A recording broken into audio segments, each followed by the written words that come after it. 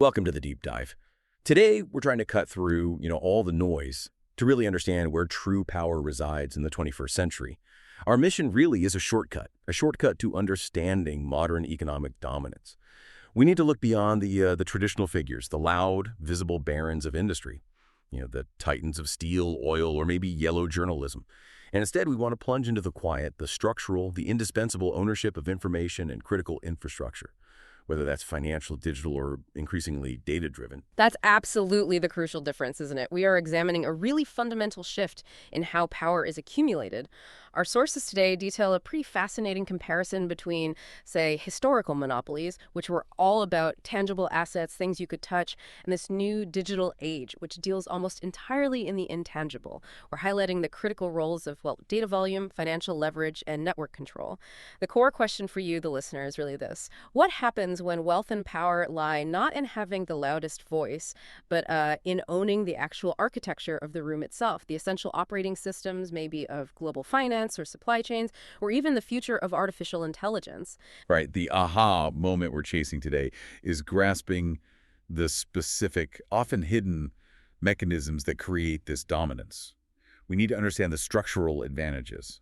Things like the rapid data centralization supporting AI development in places like China, or maybe the extreme debt leveraging we see in private equity LBOs. These seem to define modern economic superiority. So we're going to unpack sources detailing data volume, how monopolies were created across different eras, and importantly, how information is leveraged for wealth concentration. Yeah, it's a comprehensive look at how capital control has evolved. We're moving from assets you can physically touch and see, like a factory floor or a railroad track, to assets you can barely perceive them sometimes, which makes regulating and even just comprehending this new architecture profoundly challenging, especially for anyone not actively looking beneath the surface. Okay, let's unpack Section I then. This highlights what might be the most counterintuitive shift of this digital era. It's this point where simply owning raw data seems to matter more sometimes than having, say, world-class technical talent. That really challenges the whole ethos of Silicon Valley, which, always worshiped the singular genius engineer. It does. This is the core principle of the data monopoly in deep learning, and it completely flips the traditional technology scarcity model on its head. Historically, right, the limiting factor was the brilliant, rare idea, the genius who could invent the internal combustion engine or the transistor. Today, the core scarcity isn't really the idea. It's the raw material needed to train the machine learning models. The mantra is absolute. No data like more data. It's the sheer volume of examples a network is exposed to that determines its accuracy and its applicability in picking out complex patterns in the real world. Wait, let me just push back on that for a second. Are you suggesting that data volume fundamentally sort of democratizes technical skill, that access to a massive trove of labeled data could turn a pretty average team into a market leader? That is precisely what the research suggests, yeah. And it has profound implications for corporate strategy. We see this explicit finding. An algorithm designed by maybe a handful of competent mid-level AI engineers who happen to have access to much more data will usually outperform one created by a single world-class deep learning researcher. Now, those elite researchers are still needed, obviously, for the foundational theoretical breakthroughs, the kind of advances that happen maybe only every few decades.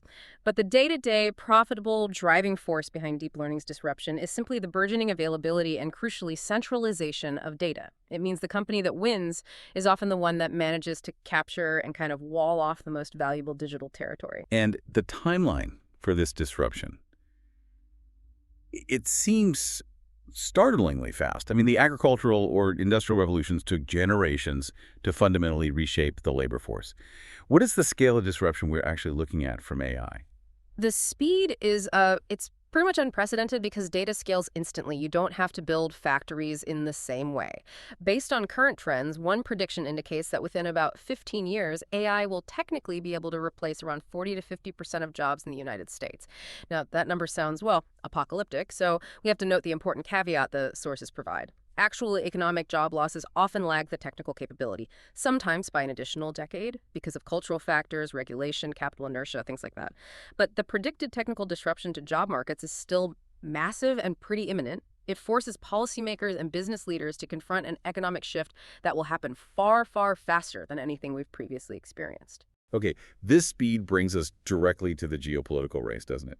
Because data isn't accumulated equally across the globe.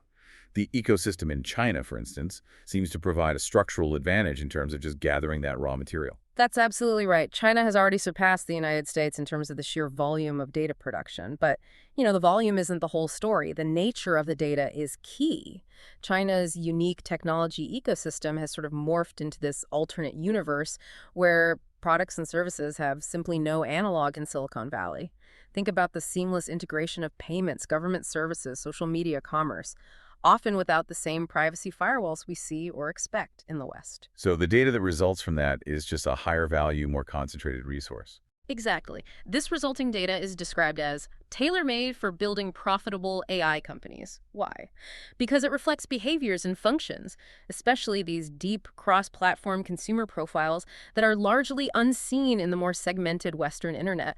This is why the old analogy of calling a Chinese tech giant, say, the Facebook of China, is completely obsolete now. They're fundamentally different beasts, built on fundamentally different and more unified data architectures. That structural advantage in the raw material is clear. Yeah. But where is the money actually being made right now? Who has the current economic advantage in applying this tech? Currently, the U.S. has a commanding lead. The figure cited is about 90-10 in the most immediate and profitable implementations. This is categorized specifically as business AI. And this involves optimizations in fields with lots of structured data, like banking, insurance, logistics. Fields where better decision-making can be mined almost instantly from existing corporate information.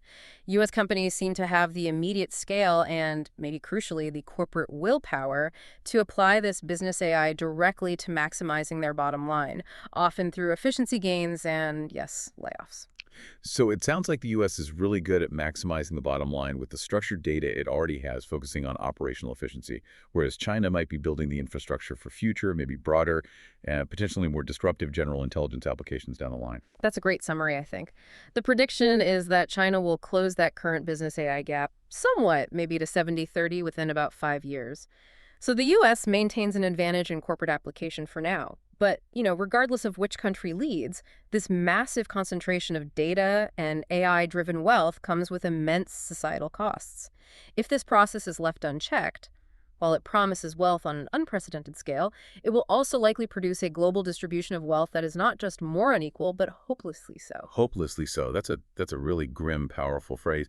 What are the specific consequences of that kind of global split beyond just the raw wealth distribution numbers? Well, it creates these entrenched structural economic castes, both globally and domestically. AI-poor countries risk being relegated to permanent subservient status, basically unable to get a proper grip on the ladder of economic development because they lack the foundational data and the talent ecosystems. Meanwhile, even within AI-rich countries, we could see widespread monopolization of the economy. The labor market gets severely divided. On one side, you've got a small group of professionals who can leverage AI to amplify their productivity and their gains. And on the other side, a large pool of labor pushed into low-leverage jobs where they simply cannot apply AI for similar financial returns. The gap doesn't just widen, it potentially becomes fixed, structural. This really does sound like a high-tech echo of power dynamics that have, defined global capitalism for centuries. And here's where it gets really interesting, I think. Is this concentration of data power simply the modern iteration of how power has always worked, by owning the indispensable infrastructure? Let's maybe look back at the old industrial titans to draw some parallels. Oh, absolutely. We see clear, compelling parallels in the way power is accumulated by owning essential structural infrastructure, regardless of the specific era. Take Andrew Carnegie. He wasn't just a brilliant steel producer. He fundamentally realized the true source of his wealth wasn't just his factories, but the growth of the surrounding infrastructure. He actually called the community, not the individual, the source of wealth. And we can track this financially. His company's profits just exploded from about $500,000 in 1879 to over $2 million by 1882. And that growth tracked, rather precisely, the increase in new track laid, meaning the railroads. So he didn't necessarily need to be constantly innovating brand new types of steel.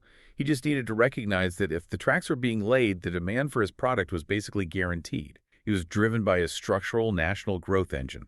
It's kind of like owning the one critical material for building the internet backbone today, maybe? Exactly. Perfect analogy. And the same kind of structural control defined John D. Rockefeller and Standard Oil, but his power was also psychological. Rockefeller developed what the sources call an inverted worldview. He viewed critics and reformers not as, legitimate opponents or people fighting monopoly abuse, but as mischievous children just stirring up trouble. He genuinely saw himself as the benevolent steward bringing order and efficiency to a chaotic industry. His power structure led to this complete imperviousness to criticism because he truly believed in the necessity, even the morality, of his own monopoly. And the ultimate irony of that structural control was demonstrated when the government actually tried to break that structure up. The breakup of Standard Oil in 1911, which critics celebrated as this huge triumph of antitrust law, was in fact described as the luckiest stroke of his career. How so? It's incredible, isn't it? The breakup wasn't really a punishment. It was effectively a tax-free distribution of immensely valuable assets. Because Rockefeller retained about a quarter share of the old trust, he automatically received a quarter share of the new Standard Oil of New Jersey, plus a quarter share of all 33 independent subsidiary companies that was spun off. These new companies, now free to operate independently and compete, immediately began to appreciate in value. It effectively converted Rockefeller into nearly the first billionaire. It just proved that breaking up a monopoly on paper doesn't necessarily break the man who understood and created the original financial architecture. That kind of quiet, structural power is a fascinating contrast to the media barons of the early 20th century, like William Randolph Hearst. Where the Rockefellers and Carnegies often operated more quietly behind the scenes, Hearst seemed to want to be loud and very visible. Yeah, Hearst actively pursued a loud, personality-driven type of media power. He consciously rejected the quieter, more authoritative structural approach of competitors like Adolph Ochs, who owned the New York Times. There's a story where one editor suggested Hearst's paper, The American, should eliminate its women's page because the Times didn't have one. Hearst apparently insisted, "Our papers are Hearst papers. It is desirable for us not to be like the Times, but to be sufficiently different," unquote. Hearst understood that his power lay in commanding attention and differentiating his brand through personality, through sensationalism, whereas Ochs derived power from owning the authoritative platform, the structural voice of record. Very different models. Okay, now let's pivot across the globe to the Asian Godfather model you mentioned.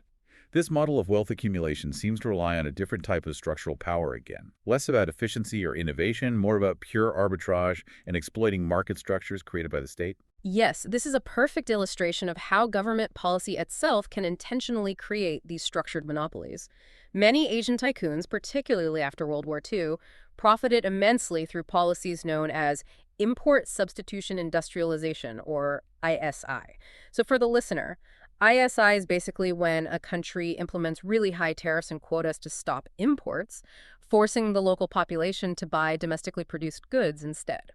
So the government basically creates a protected sandbox for certain players. Precisely. The ISI system allowed politically well-connected tycoons, and the connection was often key to obtain the necessary licenses, hide behind these high tariff barriers, and then sell goods that were often, frankly, unsaleable internationally within their protected domestic markets. They didn't really need to compete on quality or efficiency in the same way.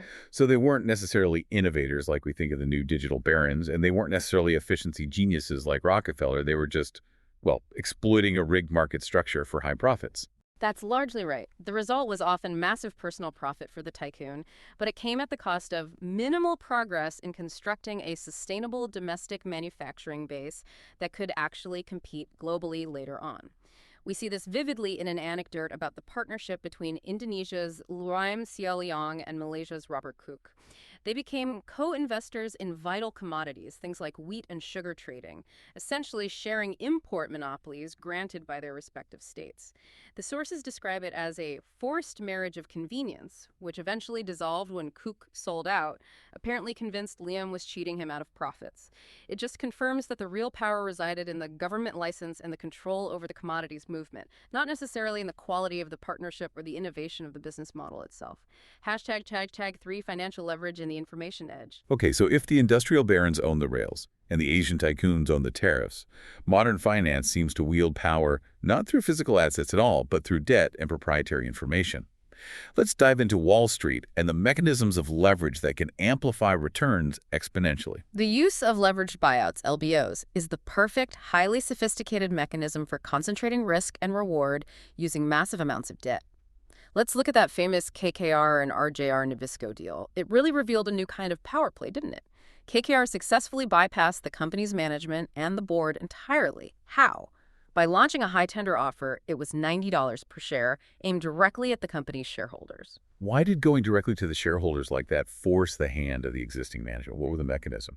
Well, in a tender offer, KKR essentially went around the boardroom gatekeepers. They appealed straight to the actual owners of the company, the stockholders, offering them immediate cash, usually at a significant premium to the current share price. Once enough shareholders agree to sell their shares at that attractive price, the board often has very little choice but to acknowledge the new reality and accept the deal, even if the existing executives vehemently oppose the takeover.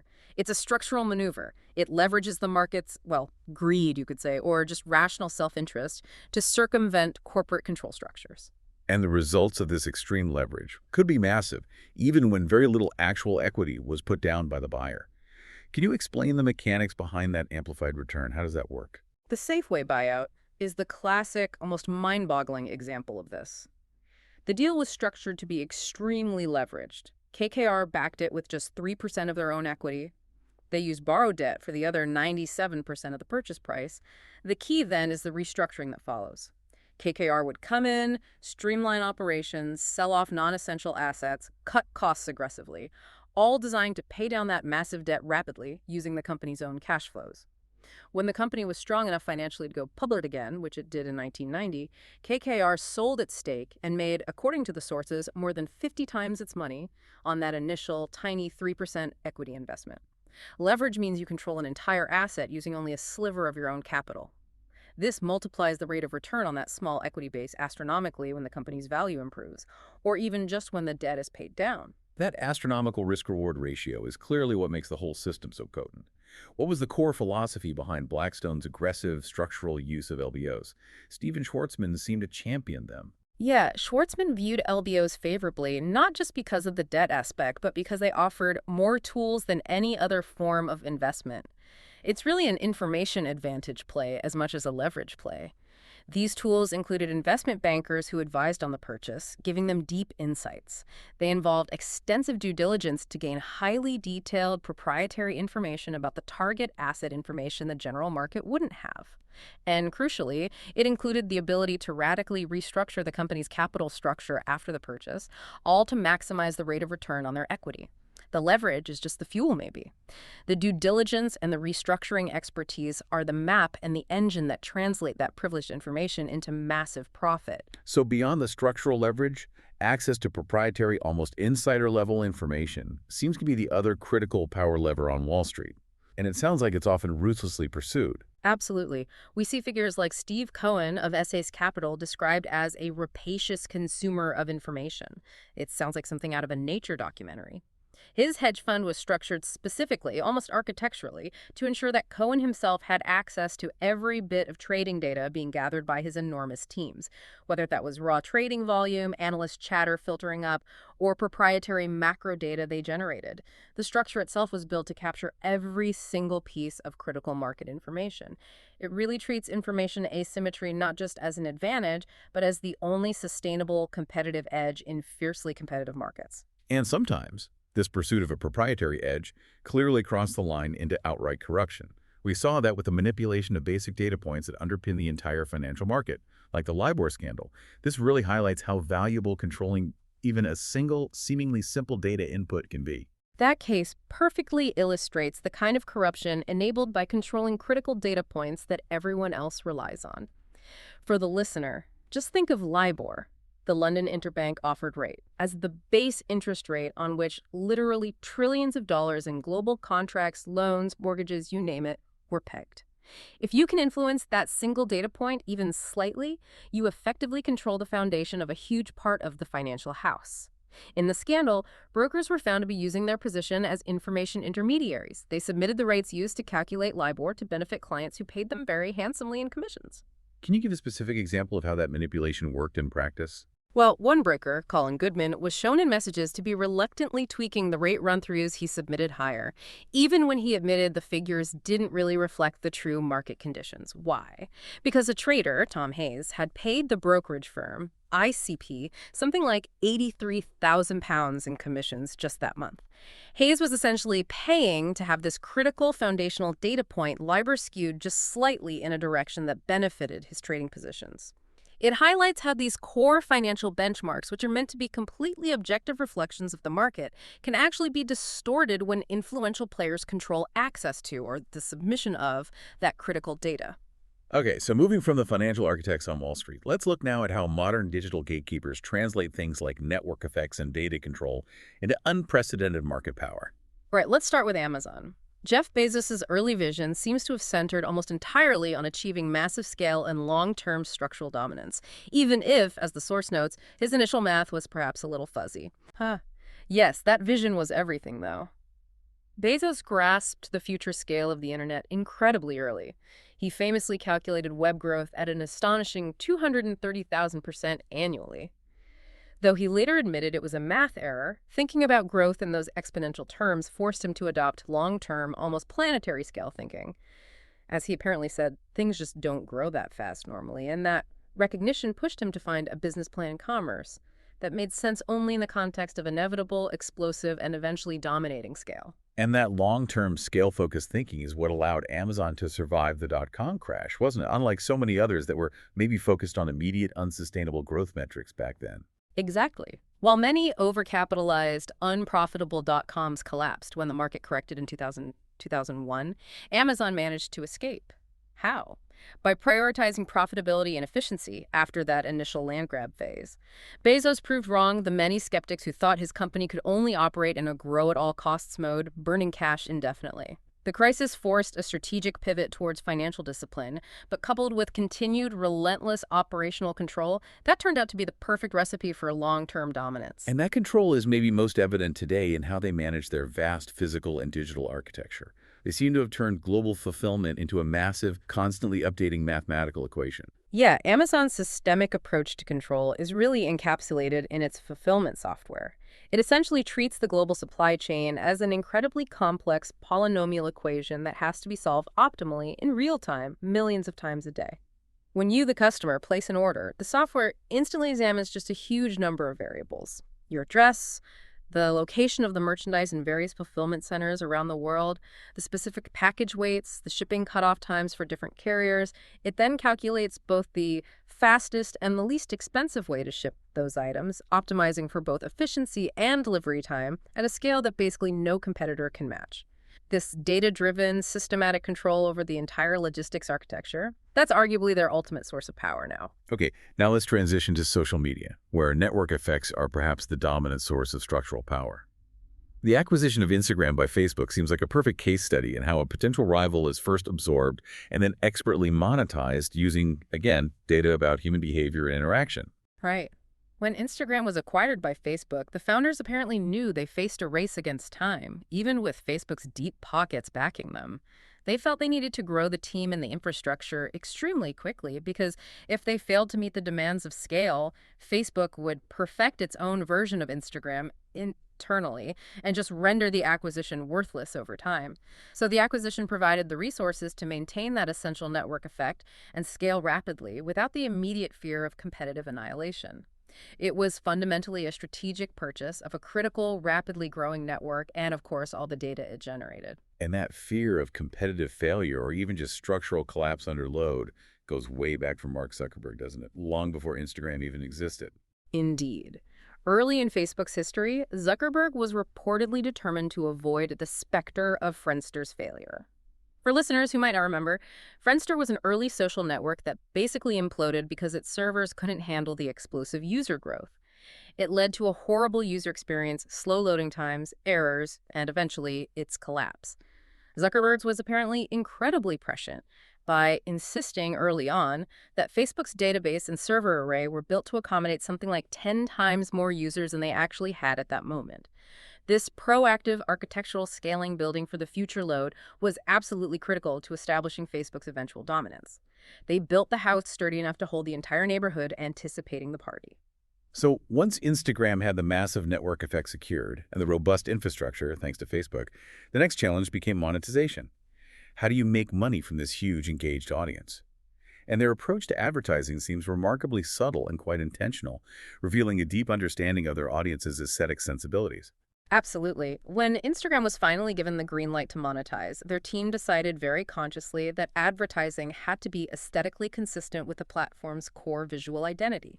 They didn't want jarring, ugly ads disrupting the feed. They explicitly modeled Bullock, according to the sources, off Vogue magazine, high fashion.